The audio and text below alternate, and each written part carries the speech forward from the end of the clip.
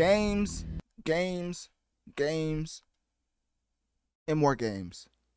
Ubisoft Forward definitely came with it when we're talking about a games showcase.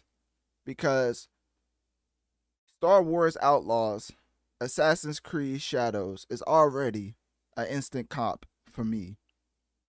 But as far as the free to play element, you have X Defiant, which I haven't done a segment on just yet, but depending on how that game plays out, I probably will.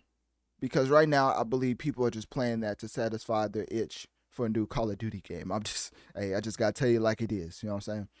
But as far as this specific event, of course, Ubisoft Forward was streamed June 10th, 2024, and the premier emphasis was the fact that Summer Games Fest hyped a lot of the contributions to Ubisoft, because the hands-off previews, the in-depth gameplay footage, the excitement from the fans just showcased why Ubisoft deserves its own conference, simply for the fact that they was able to expound on a plethora of games, and especially games that you're seeing right now. Analytic Dreamz video on Spotify to see the video along with the audio. But basically, the biggest reveals, of course, was Star Wars Outlaws, which I can't wait to play that game. If I'm not mistaken, I think this is the first ever open world game set in the Star Wars universe. And technically, that's a big deal. And me, always having an affinity towards games that let you steer where the story is going, like a Mass Effect, like a Cyberpunk, I always am engaged at a high level with those type of games. So for Star Wars Outlaws to put so much heavy emphasis on your choices mattering, not making choice A, B, C, D, and E, and then all of the choices lead you to A, right? Like, no, a game that gives you choices in the story that leads you to a plethora of different outcomes, which is why I brought up a Mass Effect and a Cyberpunk. Well, Mass Effect, I ain't gonna lie to you, I think Cyberpunk has Mass Effect beat when it comes to the amount of endings that are very different. And Mass Effect fans, don't kill me. Y'all see the title of the podcast, come on now. Y'all know I keep it 8 more than 92, you know what I'm saying? But yeah, so the difference of outcomes I think is pivotal and how much I would enjoy Star Wars Outlaws. Because I like to see a payoff on my decisions. I don't like to make decision here, decision there, and then get to the end of the game and realize that everybody else has the same ending. You know what I'm saying? Like, at that point, why even make different decisions? So anyways, Star Wars Outlaws was announced, of course. They went in depth about the gameplay features, such as the space, land travel, space dogfights, and then they mixed in some stealth and gunplay, which made me excited. I'm like, they have everything when it talks about. I mean, Outlaws is not going to be. I'm not saying that when this game eventually comes out, which is August 30th, mind you, that is just going to be mind blowing and innovative gameplay mechanics. I'm just saying that's going to be a solid game with solid mechanics set in the Star Wars universe and open world. And I believe they said it's going to take you about 30 to 40 hours to beat.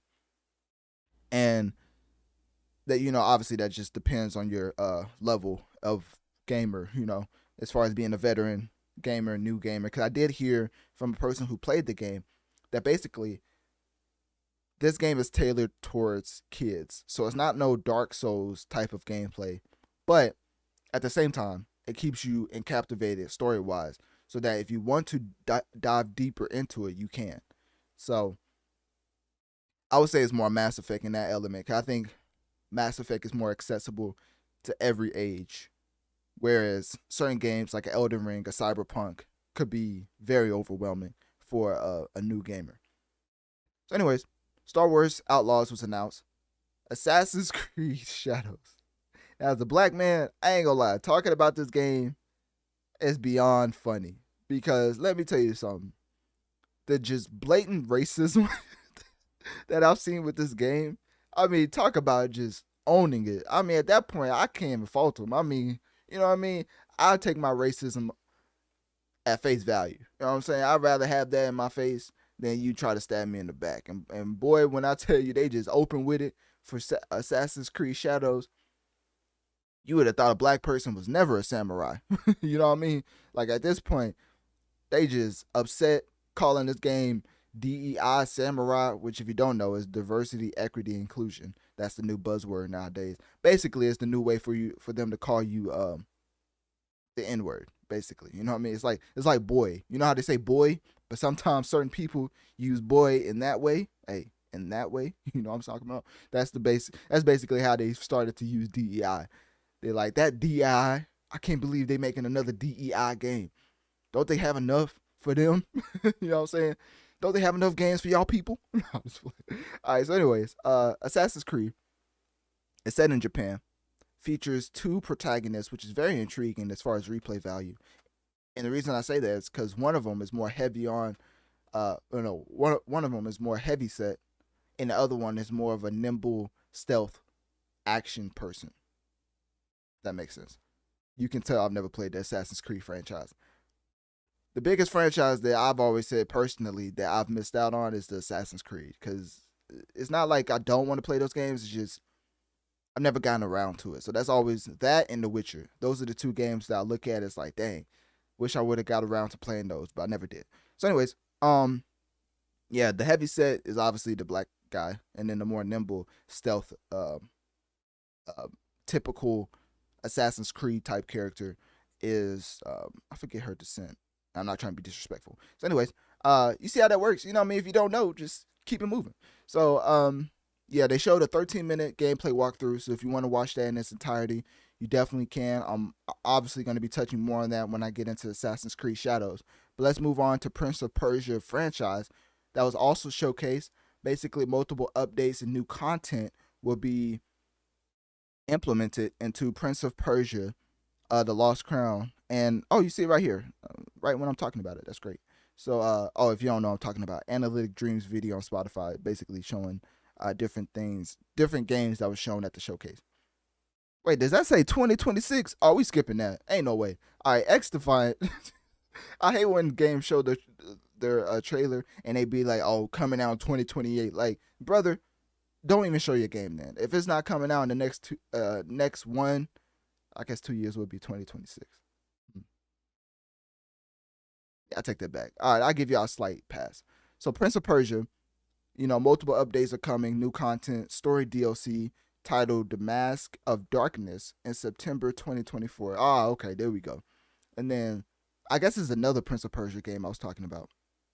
So the Rogue Prince of Persia update, Temple of Fire, and then the Prince of Persia, The Sands of Time remake that's the remake is delayed to 2026. All right, I was finna blow a gasket. I was like, what in the world?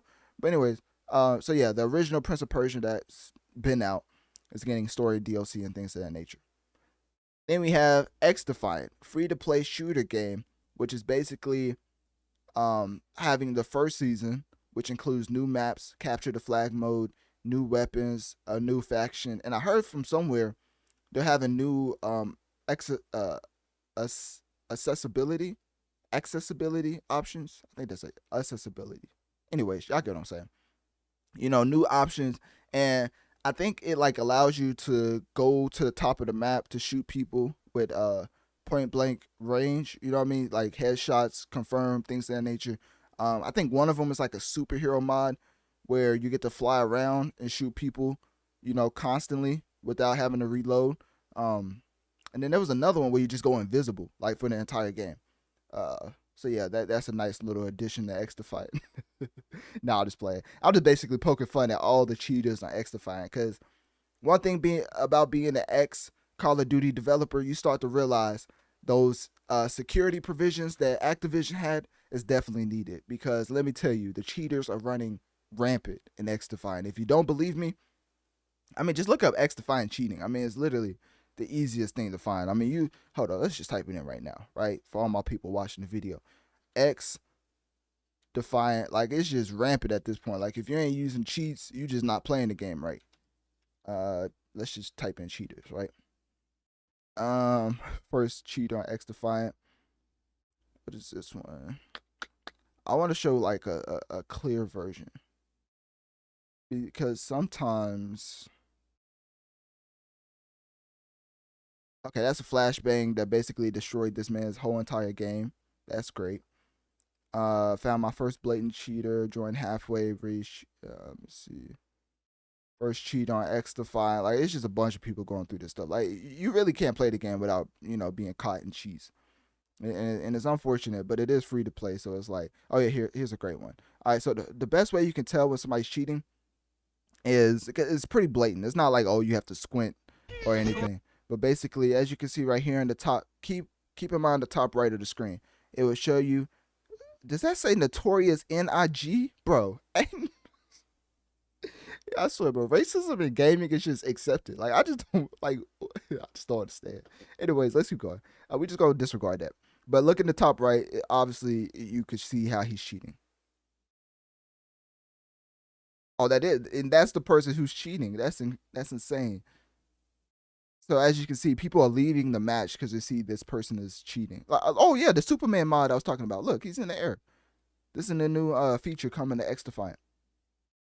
Look, my man in the air, nothing too crazy. Obviously, he playing the game fair. You know what I'm saying? Like, he just got to the Superman upgrade before the rest of the gamers. Like, they really just need to get good if you want to be, in all honesty, So, yeah, that's just how people been blatantly cheating on X Defiant. Just in case y'all didn't believe me.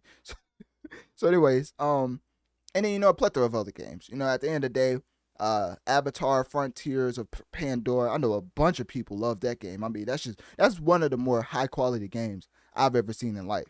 Like, so high quality that nobody's playing it because we're just not worthy. You know what I'm saying? Like, as far as the gameplay mechanics, is one of those where you play the game without playing the game. You know what I'm saying? That's how good it is. So anyways, that just belongs in the dumpster. And then you have Skull and Bones, the Crew Motorfest, and then the Rogue Prince of Persia. So that's what I was talking about earlier. What else? Yeah, the event showcase was roughly 2 hours. Heavy emphasis on Assassin's Creed and Star Wars Outlaws. And the biggest thing you need to know is that Ubisoft definitely showed why it deserved its own conference, showcasing some of the premier highlights, which is Assassin's Creed and Star Wars Outlaws. And the release dates for those specific games: Star Wars Outlaws is coming out August 30th, 2024, so pretty soon. And Assassin's Creed is coming out November 15th, 2024. So with that being said, click my link tree in my bio. Let me know on one of my social medias. What did you think of the Ubisoft Forward for 2024? And what games were you intrigued the most to the point where you'll end up purchasing it?